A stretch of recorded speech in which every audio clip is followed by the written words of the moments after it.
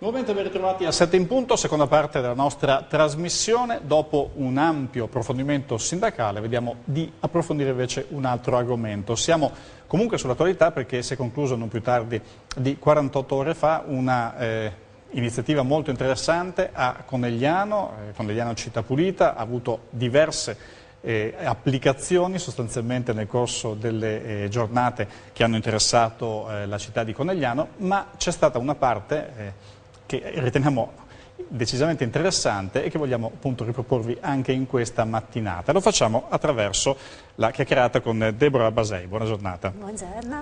E ben ritrovata, progetto Ricrearti, ma soprattutto all'interno di queste giornate a Conegliano c'è stata una iniziativa molto, tra l'altro, seguita sotto la loggia appunto del municipio, che ha portato così alla luce e alla visione un po' di tutti quella che è l'attività che... Da quanti anni, Deborah, questa parte? Sono 6 anni che mi occupo di realizzare oggettistica con materiali di recupero. Un progetto creativo che comunque prende ispirazione dall'arte dadaista e che adesso vorrebbe diventare alla portata di tutti, ecco. Quindi riuscire a creare altri oggetti con materiali di recupero. Cosa vuol dire? Materiali che vengono buttati o che sono a fine vita, vengono invece attraverso la creatività riutilizzati e diventano nuovi accessori. Ecco, qui ne abbiamo qualche esempio, ne faremo vedere naturalmente nel corso della giornata qualche altro. Questo era un vinile sostanzialmente, sì. Un disco in vinile, Disco non in lo vinile. giro perché dentro c'è anche un bel contenuto che dimostra sostanzialmente quello che può essere l'utilizzo per esempio di questo disco in vinile. Sostanzialmente, come si diceva, ci sono degli oggetti appunto che stanno andando verso la fine e vengono ripresi, riutilizzati. Ed è possibile con che tipo di materiali in particolare? Allora, si possono utilizzare un po' tutti i materiali, io credo, perché la mia esperienza mi porta a dire questo. Dalla carta, con la quale si può realizzare, ad esempio si possono realizzare delle buste, quindi dei contenitori, piuttosto che anche vecchie posate che possono diventare comunque dei gioielli simpatici. Questo per esempio ecco, è un pezzettino, che cos'era? di cucchiaio, di cucchiaio, che è stato poi lavorato e è diventato comunque un gioiello un po' particolare, piuttosto anche questo era un cucchiaio diventa un portacandela. Portacandela, e quindi sì, anche questo. Questo ad esempio è un quaderno realizzato con ritagli di affissioni pubblicitarie e all'interno ci sono dei ritagli di cartone. Ecco, il bello di questo progetto è che è fantasioso e creativo e poi coinvolge per la lavorazione e la creazione di questi oggetti persone senza occupazione e che magari io lo dico sempre, ci sono delle mani bravissime che però hanno smesso di cucire perché l'azienda ha chiuso, piuttosto che hanno smesso di saldare perché l'azienda non c'è più. Invece con la creatività, attraverso dei corsi di formazione poi che seguo, diamo la possibilità alle persone appunto di ricrearsi e di ricreare. Ecco, questo è il bello di quello che andiamo a fare. Insomma. Ricrearte, l'arte del riciclo. Del riciclo, sì, del riuso creativo, ed è bellissimo perché comunque è proprio un ricrearsi, perché quello che notiamo mentre facciamo i corsi è che poi magari queste persone che magari non sono abituate a una visione creativa della vita, perché poi bisogna riuscire anche a già percepire qualcosa in più da quell'oggetto che viene buttato. In realtà grazie alla fantasia vengono stimolate proprio nel smontare quel paio di jeans e trasformarlo, che so, in una borsa piuttosto che in una coperta, e quindi per dire, oppure i tasti del computer, mi viene in mente dei laboratori della scorsa settimana, abbiamo preso una vecchia tastiera, smontato i tasti sono diventati dei bottoni, quindi... Tipo appunto questi per esempio, quella tastiera che abbiamo qui sotto le nostre mani, potrebbe appunto bottoni utilizzati in che modo? Poi ad esempio nel nostro caso li abbiamo utilizzati per chiudere delle pochette, degli astucci. Sì. Ecco, però se ne pensiamo anche a una camicia, potrebbe anche essere una camicia di sartoria, ipotesi, immaginiamola magari anche dipinta a mano, e poi come chiusura possiamo utilizzare questi bottoni, o addirittura comunque i tasti possono diventare un anello e magari scegliamo proprio la lettera che è l'iniziale del nostro nome. Quindi sì. Sono modi infiniti, insomma. Sono modi infiniti di poter riutilizzare appunto in modo creativo, giocoso e anche divertente, perché il bello di questo progetto è che poi comunque la creatività è divertente. Cosa vuol dire? Ci si trovano in laboratori, si ha modo di stimolare la mente, di confrontarsi, quindi nascono sempre delle idee che fanno anche bene per l'anima, che è una cosa bellissima. Quindi noi che siamo stati abituati, e soprattutto le persone senza occupazione che magari escono anche da lavori noiosi, io dico, magari lavori cosiddetti standard, in questo modo invece hanno proprio, è un'opportunità per attivarsi e anche rigenerarsi e ricrearsi, appunto. Ecco. Sì. Nella seconda parte della nostra chiacchierata approfondiremo anche tutta una serie di lavori che sono stati svolti grazie anche appunto a questo tipo di esperienza nel corso degli anni di Deborah Basei. Una curiosità però ve lo toglio da subito, sostanzialmente capire se questa fantasia che indubbiamente è in lei sia in qualche modo insegnabile, nel senso appunto una persona deve essere già dotata di fantasia o si è visto che dando qualche spunto poi questi stimoli portano anche una persona che si ritiene magari poco fantasiosa ad avere una certa creatività? No, la mia esperienza dice che noi siamo tutti creativi e spesso la creatività appunto viene un po' nascosta, viene messa da parte, ecco. Invece lo stimolo creativo che viene dato anche, per esempio, noi quando facciamo i corsi di formazione con ECIPA, che è l'ente poi che li sostiene, portiamo i nostri, chiamiamoli alunni, ecco, i nostri corsisti a visitare la Peggy Guggenheim di Venezia, con la quale appunto abbiamo stretto una collaborazione, e quindi anche lì avendo un modo di poter condividere le forme artistiche, quindi le avanguardie, è anche un modo per stimolare le menti, e quindi quella creatività bambina che dorme in un certo senso viene di nuovo stimolata, e si tratta soltanto di riuscire ad avere la forza di cambiare visione. Quindi non dico tabula rasa, anzi dobbiamo anche comunque mantenere in atto quelle che sono le nostre capacità, perché insieme alla fantasia bambina possono dare diciamo vita a delle creazioni uniche, e quindi bene. Diciamo che comunque secondo me dipende sempre dalle nostre impostazioni. Cosa vuol dire? Se siamo stati abituati a vedere tutto in modo schematico, per tutta la vita vedremo in modo schematico. Però è anche vero che se siamo stimolati a vedere in modo creativo e fantasioso, automaticamente vediamo in modo creativo e fantasioso, quindi è proprio un ricrearsi nel vero senso della parola. Ecco, un rapporto con una fondazione come la Peggy Guggenheim non si costruisce così facilmente, non è per tutti, immagino, quindi c'è stata appunto anche la testimonianza del lavoro che avete svolto in questi anni. Sì, certo, nel senso che comunque a parte il successo raggiunto, perché quando Peggy Guggenheim dice sì, ok, ci stiamo, mettiamo a disposizione le guide e quindi potete usare anche il nostro marchio, per noi, cioè, voglio dire, è stata una delle poche volte che ho pianto di gioia dall'emozione, poi essendo un artista, insomma, sono molto vicina a questa realtà. Anche se le esperienze, insomma, con realtà importanti ne ho avute ecco, nel corso della mia formazione come, tra virgolette, piccola imprenditrice, o comunque, diciamo, persona che vuole promuovere delle idee innovative. Sì. Ecco.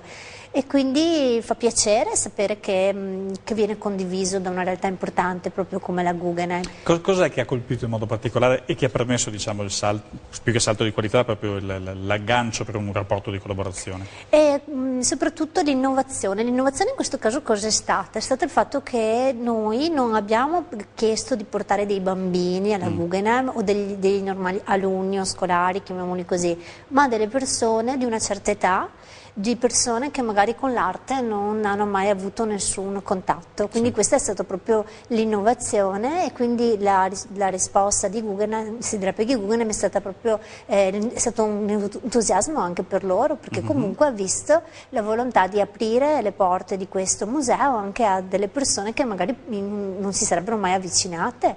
Nel minuto che manca alla fine di questa prima parte insieme, e cos'è stato invece dall'altra parte? Cos'è che ha detto, ma a questo punto potremmo provare ad andare alla Guggenheim? Sì, allora questa è stata un po' una mia idea, l'idea degli altri miei collaboratori, proprio perché comunque quando facciamo i corsi di formazione parliamo sia di filosofia, e questo è Emanuele Beluffi che è il mio collega che oggi non c'è, ma anche di storia dell'arte, e quindi riuscire a fare in modo che le persone poi vedano quello che noi proponiamo durante i corsi o quello che proiettiamo, quindi sono due cose completamente diverse. Lo diceva anche la mia insegnante alle superiori, diceva guardate che non è, cioè se voi vedete un quadro, un'opera dal vivo sono emozioni vere, e quindi il fatto proprio di portare queste persone nel luogo dove risiedono delle opere importantissime è comunque anche più conveniente, nel senso per tutti, perché ci si rende conto della trasmissione di queste emozioni, che non rimane soltanto scritta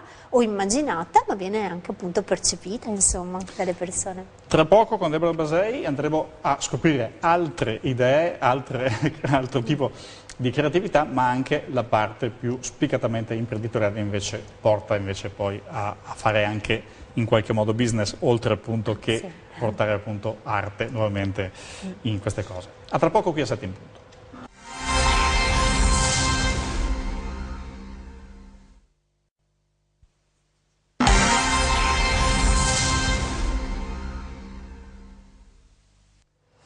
L'arte del riciclo, o nel riciclo in qualche maniera, con Deborah Basei, un'iniziativa di in qualche modo uno spunto diverso di vita, nato circa 6 anni fa più o meno, ma che poi appunto si è sviluppato in modo deciso in questi anni. Sì, è nato 6 anni fa, tra l'altro è nato da un'esperienza personale e da quelle cose che ti accadono e che sembrano distruggere la tua vita, e in realtà poi forse grazie ad una sensibilità maggiore, oppure forse grazie al fatto che ad un certo punto, quando si raggiunge, diciamo, l'apice del dolore, poi in qualche modo, diciamo, si reagisce, esatto, sì.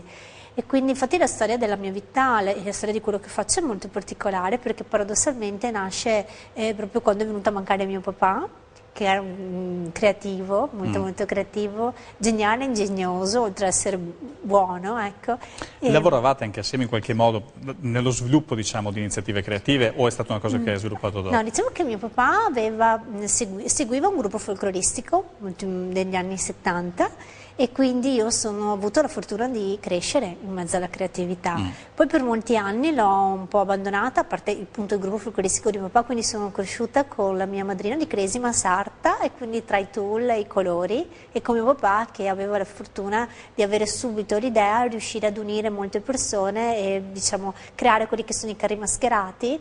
E voglio dire, parliamo di molti anni fa, quando non c'era molto come adesso che siamo abituati a Viareggio, però diciamo, le performance di papà vincevano quasi sempre, quindi posso dire che veramente era geniale. Probabilmente mi ha passato la sua staffetta creativa, io di per sé non me ne ero resa conto fino a quando poi lui è mancato. Questo vuol dire che probabilmente c'è una parte di noi che non muore, ma quando, diciamo, il nostro corpo viene, io lo dico così in modo semplice, perché poi sono cose che se non provi non puoi, vai male anche a descrivere, perché non sono poi così semplici, però probabilmente c'è una parte di noi che in realtà non muore mai, e che da qualche parte, essendo un'energia, da qualche parte va, e sono convinta di averla presa, questa energia, che sia toccata a me. Perché... Ecco, oltre a questa energia c'è una creatività in Deborah Basei che va di pari passo a una manualità spiccata? La manualità spiccata no.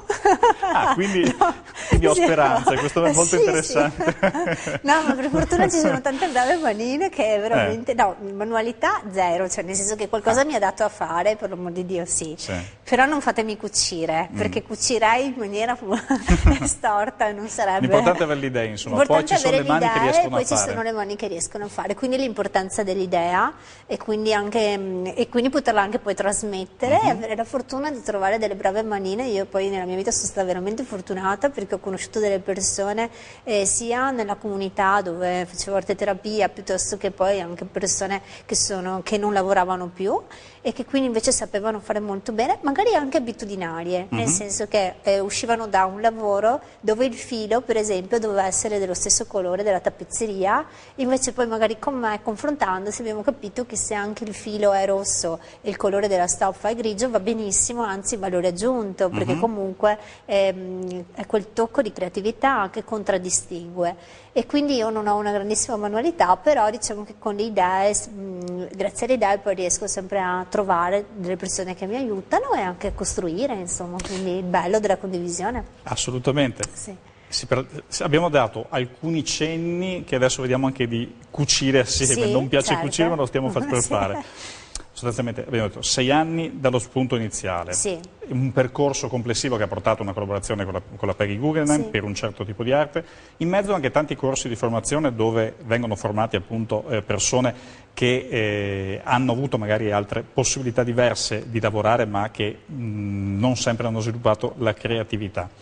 Come mettere insieme tutto questo sostanzialmente? Di ogni persona viene trovato il meglio, viene spinta appunto a fare più, tu sei più creativo, tu sei più competente in questo, com'è che avviene? Intanto i corsi in quante persone più o meno trova a collaborare insieme? Allora, noi siamo in 4 persone che seguono i corsi di formazione, tra cui 2 persone molto abili con le mani, okay? Che sono Luca Posere e Massimo Furlan, che sono veramente bravi, creativi e ingegnosi, ecco. E poi ci siamo io e Emanuele Beruffi che seguiamo l'aspetto teorico, ecco, quindi la storia dell'arte e la filosofia, perché anche la filosofia è importantissima e perché comunque fa in modo di poter comunicare quell'aspetto che non si vede ma che è importantissimo, perché se io non comunico che questo oggetto è fatto con i materiali riciclati viene scambiato semplicemente per un quaderno, invece ha un valore intrinseco che è inestimabile, perché c'è l'impegno della persona, l'impegno di chi ha ritagliato questo pezzo di telo e per poi diciamo realizzare questa proprio volere, questa texture. Chi non avesse visto all'inizio era un manifesto pubblicitario. Era un manifesto pubblicitario, sì, che poi che è stato appunto ritagliato ed è diventato un quaderno. Quindi è chiaro che questi oggetti devono essere spiegati perché possano essere capiti e soprattutto le persone devono diciamo percepire il valore aggiunto di se stessi per poter realizzare,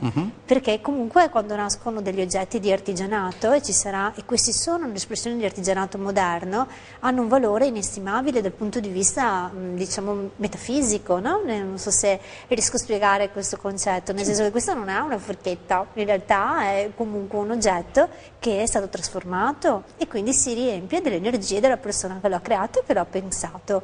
Quindi è bello anche che il mondo sia così, cioè secondo il mio punto di vista, se iniziamo a pensare che tutto è prodotto in serie è triste, è freddo, invece in questo modo è il valore delle persone. Ti capitano, ad esempio facendo i corsi con la comunità, cioè hai delle persone che magari spesso possono essere etichettate, io invece sono convinta che in ogni persona che noi abbiamo la fortuna di incontrare ci sia un valore che deve uscire. Nel momento in Ed cui esce sempre questo valore? Esce sempre, ecco, su una cosa che esce sempre sì, perché ognuno di noi ha un valore. È chiaro che ovviamente il nostro percorso di vita ci porta comunque di per sé ad un'abitudine. Nel momento in cui ci sono delle persone che non dovrebbe, diciamo che perché sia costante questo valore che esce, dovremmo avere un rapporto 1 a 1 con la persona, diventare una specie di personal trainer, no? Nel senso riuscire a...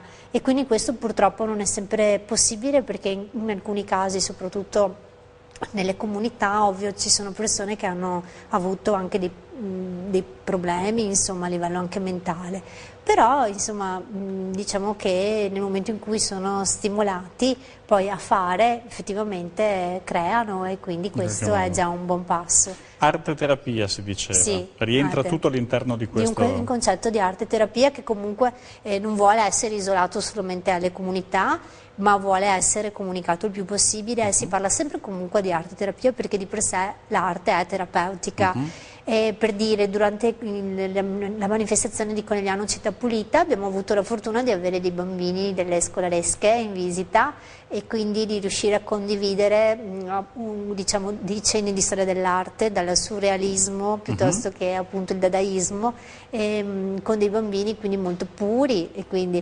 però riuscendo a far capire che il valore di quello che ci circonda e come può essere trasformato diventa comunque terapeutico anche per queste creature che magari di terapia non ne hanno bisogno, però voglio dire...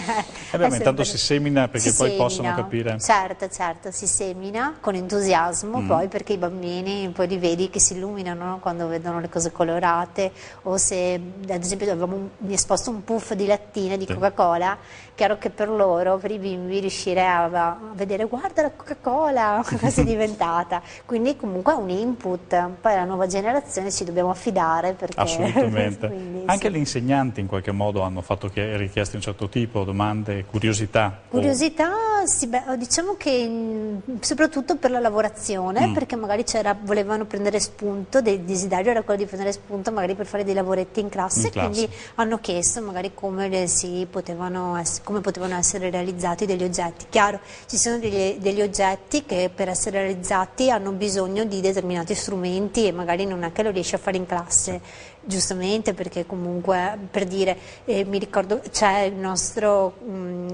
come il portafrutta realizzato con le posate e quindi ha bisogno della saldatrice e quindi non è che lo possiamo fare in classe. I bambini di seconda elementare. No, però possono prendere spunto perché esistono le forchette di plastica, mi viene in mente, che possono essere magari incollate, quindi comunque ha uno spunto. Poi essendo molto creativa ho avuto anche la fortuna di conoscere nel mio percorso, diciamo, di vita molti strumenti e molti materiali con il mio lavoro precedente. Che era un SEAT a pagine gialle, quindi tutt'altro. Però è il bello di poter conoscere tante aziende, conoscere tanti materiali e poi riuscire, grazie alla fantasia, a metterli insieme. Ecco.